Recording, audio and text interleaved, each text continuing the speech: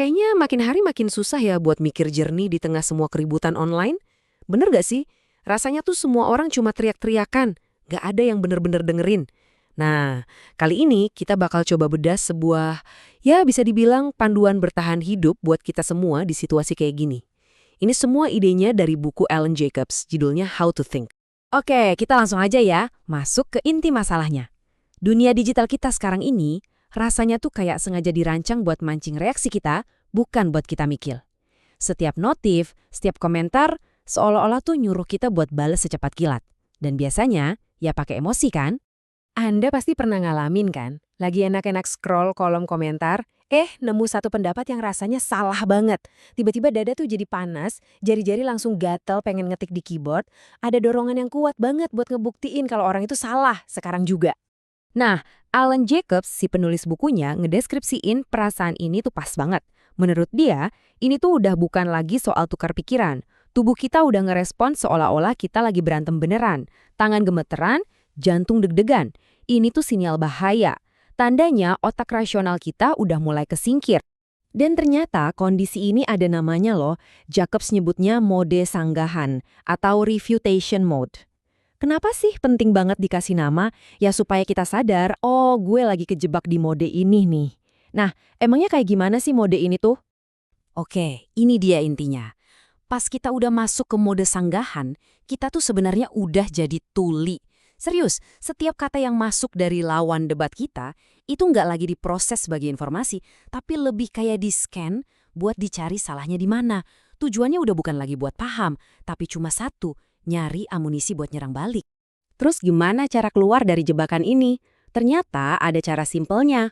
Di bukunya, Jacobs cerita soal pengalaman seseorang namanya Jason Fried. Dia tuh udah mau langsung nyangga seorang pembicara. Tapi si pembicara ini cuma bilang, kasih waktu 5 menit. Dan ternyata, jeda sesingkat itu aja udah bisa ngubah perspektif loh.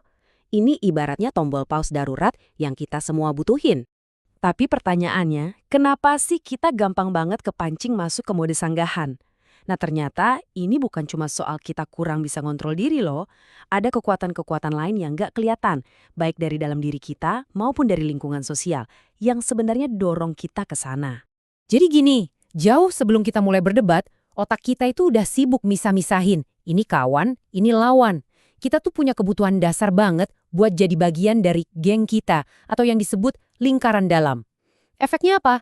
Ya kita jadi cenderung nerima gitu aja semua ide dari geng kita dan otomatis nolak mentah-mentah ide dari kelompok luar. Ini tuh semacam insting purba, insting kesukuan yang jalan di bawah sadar kita. Ini ada contoh nyata dari Jacobs yang nunjukin betapa anehnya cara kerja insting ini. Coba deh perhatiin ya, waktu Osama bin Laden tewas, sebagian orang tuh ngerasa jijik dan marah lihat ada yang ngerayain. Tapi, waktu Margaret Thatcher meninggal, banyak dari orang yang sama ini malah ikut ngerayain. Nah, loh, poinnya di sini bukan soal siapa yang benar, siapa yang salah ya.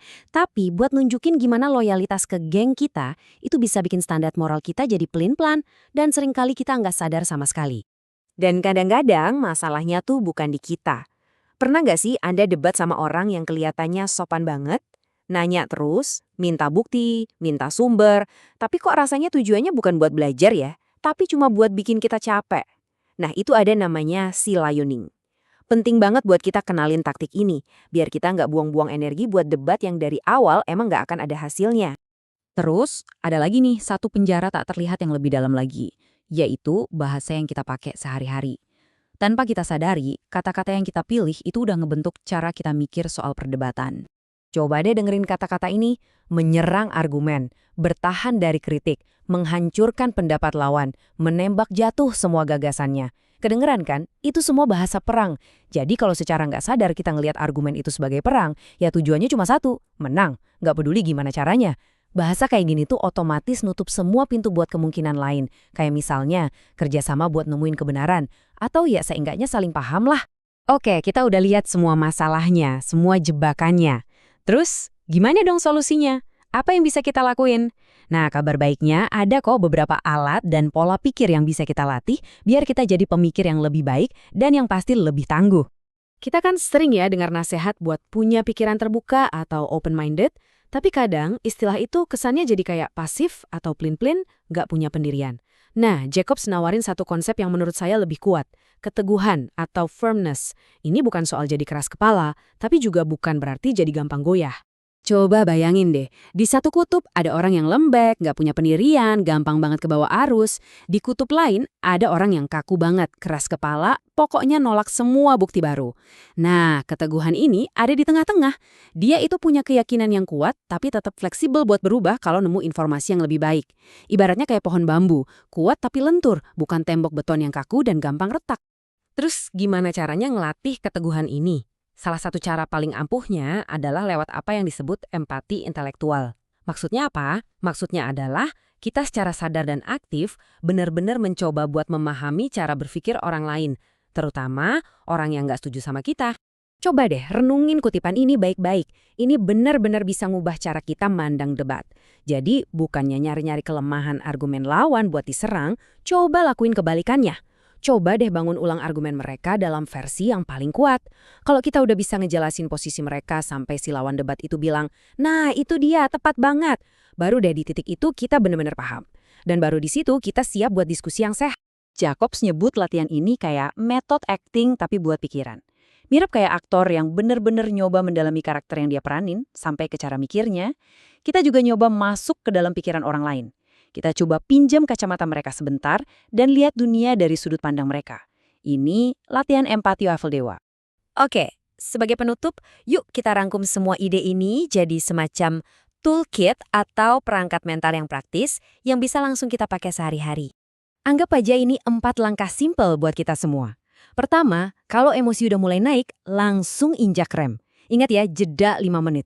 Kedua, coba ulang lagi posisi lawan bicara kita pakai bahasa mereka sebaik mungkin. Ketiga, ubah tujuan kita. Bukan lagi buat menang, tapi buat belajar. Dan yang terakhir, dan ini penting banget, kita harus berani. Karena berpikir itu sendiri adalah sebuah resiko, yaitu resiko untuk sadar kalau kita mungkin salah. Dan pada akhirnya pertanyaannya balik lagi ke diri kita masing-masing. Berpikir secara jujur dan mendalam itu emang nggak nyaman. Ada risiko kita harus ngubah keyakinan yang udah lama kita pegang arat-arat. Jadi pertanyaannya sekarang bukan lagi soal kita bisa atau enggak, tapi apa kita cukup berani buat ngambil risiko itu?